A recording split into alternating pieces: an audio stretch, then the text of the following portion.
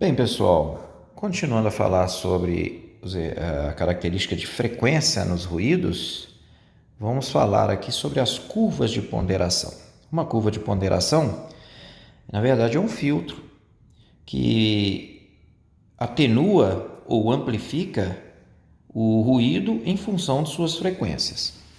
Aqui você tem no eixo horizontal a escala de frequência, uma escala logarítmica, começando em 10 Hz, 10, 20, 30, 40, 50, 60, 70, 80, 90, 100. 100, 200, 300, 400, 500, 600, 700, 800, 900, 1000. 2000, 3000, até 10.000, depois 20.000, depois de 20.000, pontilhado aqui quer dizer que não é mais faixa de frequência perceptível pelo ser humano. Já vimos no vídeo anterior que percebemos sons até 20 kHz, a maioria das pessoas. Bom, a curva de ponderação A, você percebe, é uma curva que atenua muito ruídos graves. Antes, todas as curvas se encontram em 1 kHz e atenuam zero. Então vamos falar sobre isso.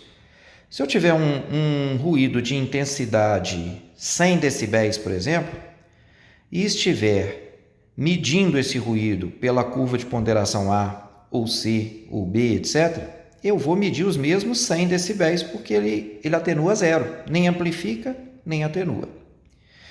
Tá bom? Isso é que quer dizer a atenuação aqui no eixo vertical, ou ganho, né? Então, a curva de ponderação A, ela é uma curva adequada para medição de frequências no início das altas, né, entre 1 e 5 kHz, onde ela até amplifica um pouco.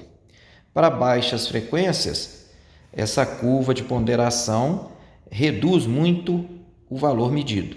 Por exemplo, o som de 100 decibéis, se ele ao invés de 1 kHz ele for de 100 Hz, na curva de ponderação A, eu vou perder 20 decibéis na medição e ele vai dar medido 80 decibéis.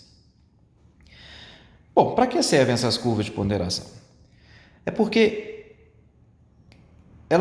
essas curvas, elas procuram copiar, vamos dizer assim, alguns fenômenos. A curva A, por exemplo, o fenômeno que ela procura copiar é a percepção do ouvido humano. Então, a curva que mais se assemelha à percepção do ouvido humano é a curva A. Então, se eu tiver um som de 100 decibéis e 100 Hz, eu vou medir 80 com essa atenuação da curva A, porque o ouvido humano também atenua, ele percebe como se fosse 80. Né? Já a curva C não tem essa atenuação, ela é quase linear, veja bem. Cada uma tem sua função. A curva A adequada para a maior parte das medições com o ser humano de saúde ocupacional.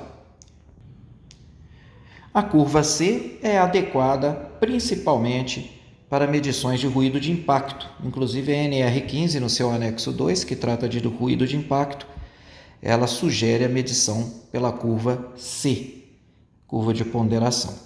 Enquanto para as medições de ruído contínuo, o anexo 1 da NR15 prevê a medição em curva de ponderação A. Por isso, quando a medida for feita, ela será dada em decibéis a dBA ou dBc, dependendo da curva de ponderação na qual ela é medida. Então, é para isso que servem essas curvas de ponderação de frequência.